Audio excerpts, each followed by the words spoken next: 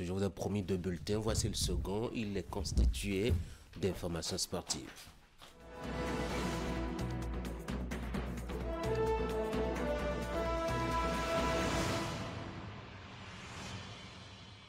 Candide, bonjour. On aura au menu de sport matin ce lundi un peu de tout. On va commencer déjà par le sport roi, puisque c'est le roi. La FIFA annonce des changements pour le calendrier des matchs internationaux. C'est bien cela, Tanguy. La Fédération internationale de football et association a décidé d'apporter de nouveaux changements aux matchs internationaux et surtout aux périodes de pause internationale pour les équipes nationales jusqu'en 2030. Le calendrier des matchs internationaux a été planifié par la FIFA avec un changement majeur à partir de l'année prochaine, soit en 2026, contrairement aux années antérieures. Et à partir de 2026, plus précisément après la Coupe du Monde, la trêve internationale jouée en septembre durera désormais 16 jours au lieu de 8 jours habituels. La trêve internationale de septembre 2026 qui sera donc prolongée jusqu'en octobre, plus précisément du 21 septembre au 6 octobre. Ainsi, les équipes nationales vont jouer jusqu'à 4 matchs au lieu de 2 et ainsi, ce qui va signifier qu'il n'y aura pas d'autres trêves internationales au cours du mois d'octobre, ce qui est en fait justement la période la plus longue. Puis la trêve de novembre intervient entre le 9 et le 17 du mois même, avec 2 matchs joués toujours comme avant. Voilà donc quelques changements que veut apporter la Fédération internationale de football association, surtout aux fenêtres internationales, aux matchs internationaux qui se jouent lors des périodes de pause internationale. On va certainement encore puiser dans l'énergie des joueurs, comme on l'a fait galérer d'ailleurs. En tout cas, chacun a son job. J'espère qu'ils vont pouvoir s'en tirer. Sauf que ça nous met un peu de pression. Nous qui supportons nos équipes nationales, on n'aura pas à étaler les matchs sur de longues périodes, mais juste une courte période de 16 jours. Vous avez 4 matchs à jouer. Je crois que c'est assez. C'était beaucoup de pression. Alors, on revient au pays. C'est ça. On va parler football toujours, hein, avec la Fédération béninoise de la discipline qui est au devant de l'actualité à travers son comité exécutif réuni en séance extraordinaire en fin de semaine écoulée. Une réunion extraordinaire tenue par le comité exécutif de la Fédération béninoise de football vendredi dernier à Lokossa, et ce sous la houlette du premier vice-président Francis Kotobian, en l'absence du président même Mathurin Descharcus. À l'issue des travaux, plusieurs décisions importantes ont été prises. Il s'agit entre autres de la dissolution du conseil de gestion de la Ligue professionnelle du Bénin en prélude à la nouvelle saison, la dissolution du comité ad hoc chargé de l'élaboration des documents nécessaires à la mise en place et au fonctionnement de la Ligue professionnelle de football, la mise en place d'un comité transitoire de gestion du football professionnel chargé de l'élaboration des tests liés à la Ligue professionnelle de football et bien entendu une des décisions issues de cette réunion extraordinaire, c'est ce qu'attendait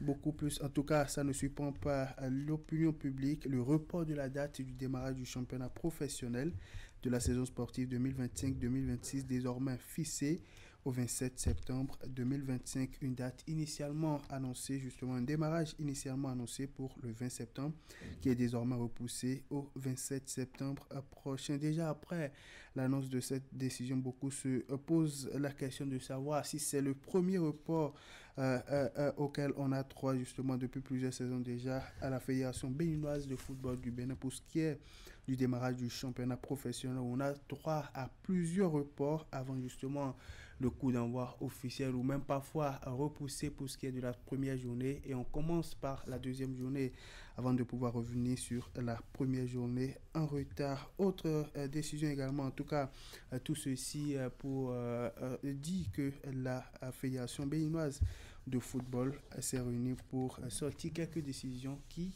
justement font couler beaucoup d'encre et de salive dans l'opinion publique sportive béninoise et surtout dans la presse sportive béninoise. Un nouveau report de la date du championnat professionnel Tanguy qui est repoussé désormais au 27 septembre 2025. C'est devenu notre habitude. Hein. Parfois, on a l'impression que nos autorités, oui, c'est pas seulement dans le domaine du football, hein, nos autorités sont souvent surprises par le calendrier et les dates, alors que c'est des choses qui peuvent se projeter, mettons, sur 2, 3, 4, 5 ans. Vous voyez déjà la FIFA qui annonce des changements, notamment à partir du mois de septembre. Voyez-vous, on a déjà une disponibilité jusqu'en 2030. On a déjà une disponibilité avec précision de tout ce qui va se passer, etc. Chez nous, sous les tropiques, on a bien l'impression que c'est au petit matin, quand chacun se lève de son sommeil, qu'il a mal dormi ou qu'il a bien dormi, qu'il détermine comment il lance justement sa journée et les activités. Et c'est bien dommage parce que ça fait le lit à l'impréparation, à la gabegie aussi et au hasard dans les résultats à la fin. On va continuer à parler de football, cette fois-ci sur le terrain.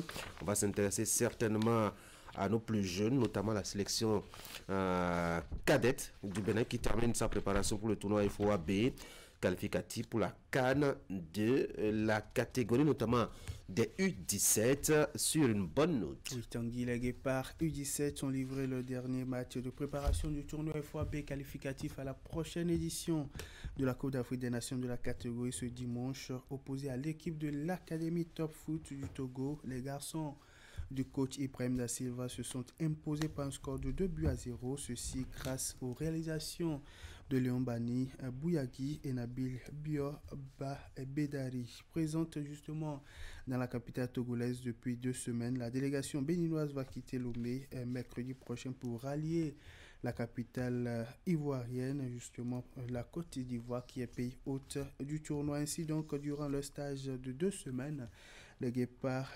U17 ont soldé ce stage de 2 semaines en terre togolaise par 3 matchs amicaux, dont 2 face à l'équipe U17 du Togo, les EPV U17, où les résultats à l'arrivée sont les mêmes résultats de parité, un but partout. Faut-il le souligner pour le dernier match, victoire pour les Guépards U17, 2-0 devant l'équipe de l'Académie Top Foot du Togo. Le tournoi FOAB qualificatif pour la prochaine édition de la Coupe d'Afrique des Nations aura lieu du 20 septembre au 3 octobre 2025 à Yamoussoukro, en Côte d'Ivoire. Logé donc dans le groupe B en compagnie du Burkina Faso et du Nigeria, le Bénin entre en compétition le 21 septembre face aux étalons U17.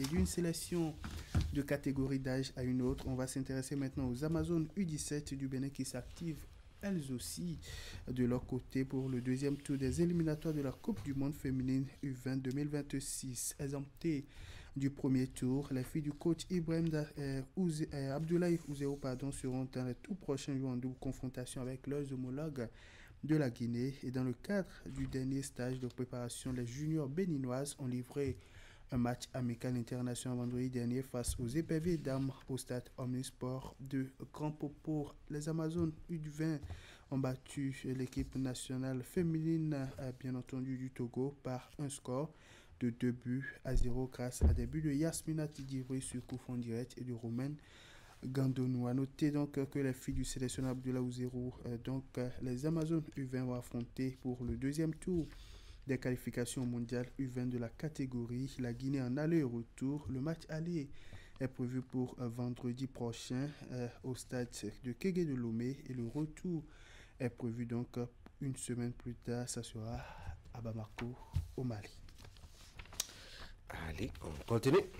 Il y a un événement qui a tenu le haut de l'information toute la semaine écoulée. Il s'agit notamment de la Ligue nationale scolaire. On vient maintenant à cette compétition qui a été au cœur donc de l'actualité la semaine écoulée. La toute première édition de cette compétition a connu son épilogue candide et on pourrait désormais dresser tous les tableaux complets. Et commençons par le football. L'équipe du département de l'Atakora termine championne au niveau des garçons de moins de 16 ans. Le Mono termine équipe vice-championne et la Donga repart avec la médaille de bronze. La Libori finit équipe fair play de la compétition au niveau des garçons U16, tandis que le titre de meilleur joueur est revenu à Idrissou Issoufou de l'Atakora. Là, on parle toujours de la Ligue nationale scolaire et celui du meilleur gardien Amazouk Touré Issa de la Donga. Chez les filles, le littoral a dominé la compétition. L'Atakora finit vice-champion. Le département des collines termine sur la 3e marche du podium. Le Zou repart avec le titre de l'équipe Fair Play. L'Ouémé et le littoral se partagent les titres de meilleure joueuse et de meilleure buteuse de la compétition. Au niveau de la discipline de la balle orange, spécialement Le basketball 3 contre 3 pour le compte de cette première édition de la Ligue nationale scolaire qui a tenu le haut du pavé à Abomey, notamment au stade Omnisport de Goro. Le Littoral a fini vainqueur chez les garçons devant le Borgou qui se contente de la deuxième place du podium alors que l'Alibori termine donc avec la médaille de bronze. Chez les filles, il s'agit du département du Borgou qui finit vainqueur de la compétition et termine donc champion devant l'équipe du Littoral qui se retrouve à la deuxième position et l'Atlantique finit médaillé de bronze. Pour ce qui concerne le basketball 5x5 et chez les garçons, le département des collines finit vainqueur devant le Mono et le Littoral, respectivement deuxième et troisième sur le podium. Le Borgou finit équipe fair play et Faizoun Ofen des collines s'est offert le titre de meilleur scoreur avec 94 points pendant que Lawson George du Mono sort MVP de la compétition. Chez les filles, le département des collines termine vainqueur, l'Ouémé vice-champion et le Littoral médaillé de bronze. Au handball maintenant, il faut dire que chez les filles, l'Ouémé a survolé la compétition en s'imposant face à l'Atakora en finale 25-18. Une victoire qui offre le sac aux filles venues du département de l'Ouémé. Par ailleurs, la Donga termine meilleur médaillé de bronze au handball. Le mono équipe fair play et Muriel Mpo de l'Atakora qui sont meilleures buteuses avec 42 buts inscrits au total. Du côté des garçons, le Borgou a imposé sa suprématie à la Donga en s'imposant par un score de 31-24 au terme d'un duel intensif. Le Zoo termine sur la troisième match du podium. La Takora sort équipe fair play et Karim Issoufou de la Donga termine meilleur buteur avec 45 buts inscrits de son côté. Au niveau du volleyball, le Borgou a imposé donc ses marques aux jeunes filles du Koufou en s'imposant par un score de 3-7-0 chez les filles. Et par contre, chez les garçons, le Borgou s'est incliné devant une formation des collines résilientes au tie-break. Les jeunes garçons des collines ont brillé 3-7-2 face au Borgou pour s'adjuger le tout premier titre de champion de la Ligue nationale scolaire au volleyball. Ainsi donc, chez les filles, le podium est composé du Borgou, du Koufou et de l'Oumé, respectivement premier, deuxième et troisième. L'Atlantique se contente du prix de l'équipe Fair Play. Et chez les garçons, le département des collines s'offre le Graal. Le Borgou vice-champion le jour, troisième équipe.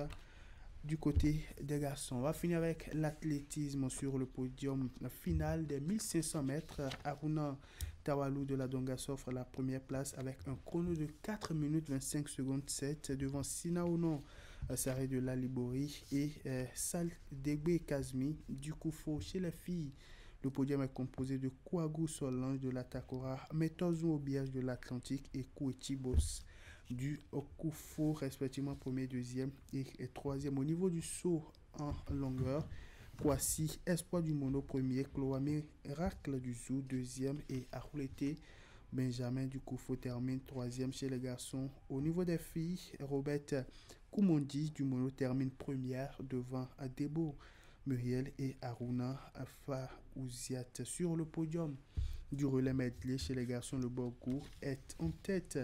La Donga deuxième et l'Ouémé est troisième. Chez les filles, la Donga monte sur la première marche du podium, le Zou, le Dauphine et les Collines pour la troisième place de la compétition au niveau du relais medley.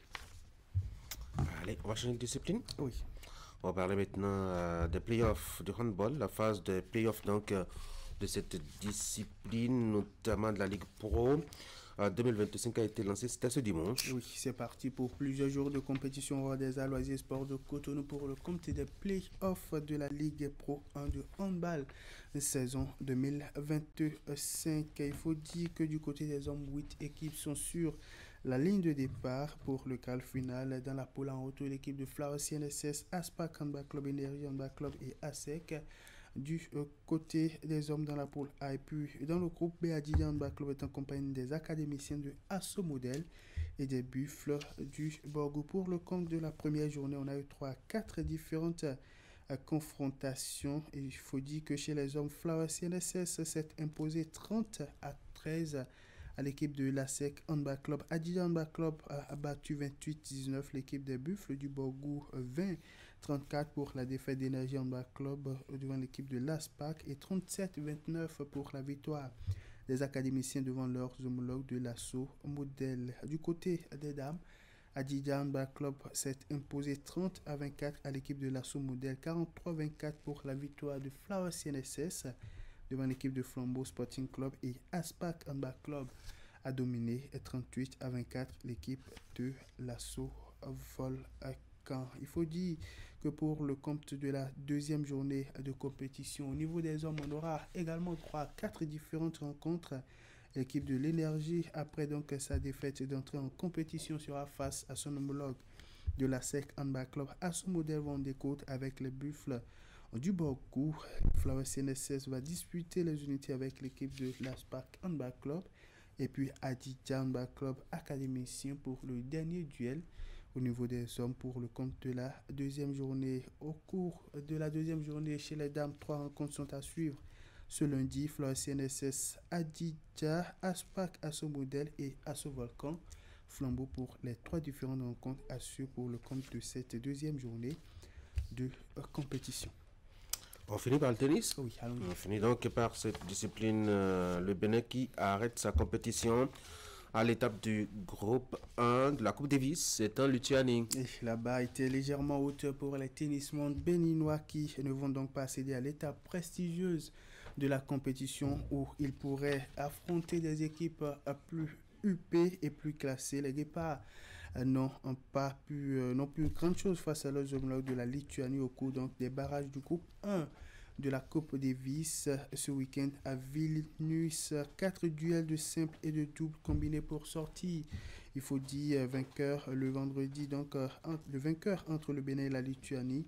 Et les athlètes béninois n'ont pas pu se hisser, sinon n'ont pu hisser le drapeau béninois au devant de la scène malgré leur volonté et leur détermination. Au cours donc de la première journée, le béninois Alexis Clégou a ouvert la rencontre face au jeune lituanien Vilius Kobas, classé 163e mondial au classement ATP. Un duel intense marqué par la puissance et la régularité de Kobas qui a su imposer son rythme malgré la combativité et l'expérience de Clégou. Et bien, malgré de beaux échanges et une belle résistance, le représentant béninois s'est incliné de 7-0, 6-3, 7-5 dans le premier match. Dans le deuxième match de la journée, il faut dire que Calum Patrick Agboponzo s'est aussi incliné face à Edas Butvilas en 2-7, 1-6 et 6-2. Au cours du troisième match décisif, la paire béninoise Calum Patrick Agboponzo et Sordik Nunobessi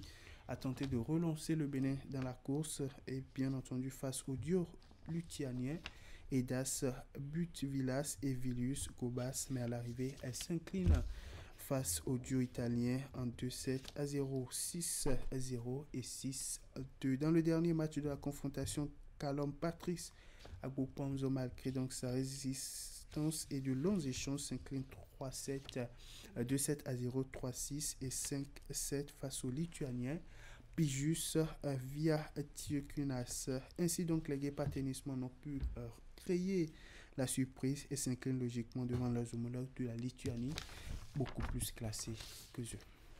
On a fini le tour d'horizon? Oui, on a fini le tour d'horizon de ce matin. Merci beaucoup Candide pour donc ce point intéressant de l'actualité des sports. On va se voir à part ici certainement demain, si tout allait bien, mais dans le programme de Canal 3 Bénin, vous avez rendez-vous avec les téléspectateurs aujourd'hui à 21h. Oui, dès qu'il va sonner 21h sur Canal 3 Bénin, au menu du grand rendez-vous de l'actualité sportive, on fera le point des 7e et 8e journées des éliminatoires du Mondial 2026 où les Guépards ont fait carton plein, notamment face au Zimbabwe et au Lesotho pour le compte de ces 2 journées des éliminatoires pour le Mondial 2026 avec le sélectionneur Gannot qui sera en direct sur Canal 3 Bénin ce soir dès qu'il va sonner 21h depuis la France. Il va aborder avec nous tout ce qu'il y a eu comme préparatif, tout ce qu'il y a eu comme justement événement au cours de ces 2 journées. Au-delà de ça, on fera une projection sur les 2 dernières journées de ces éliminatoires, les ambitions et défis du Bénin qui est à la quête de sa toute première qualification au mondial. Au-delà du football, bien d'autres disciplines seront au rendez-vous, notamment le noble art où on aura sur le plateau de Canal Sport ce soir Pascal Duval Coinzi, les experts et formateur en boss de la Fédération internationale de boss. Avec lui, il sera accompagné justement de Pierre-Léonard Henvi, président de la Fédération béninoise de boss, pour aborder les préparatifs du Bénin pour les Jeux olympiques de la jeunesse de Dakar 2026. En tout cas, un menu riche vous attend dès qu'il va sonner 21h. Très riche et très varié en tout cas. Merci beaucoup à vous, Candide. Cette fois-ci, très bonne journée à vous et du courage. Merci beaucoup et pareil à vous. Merci.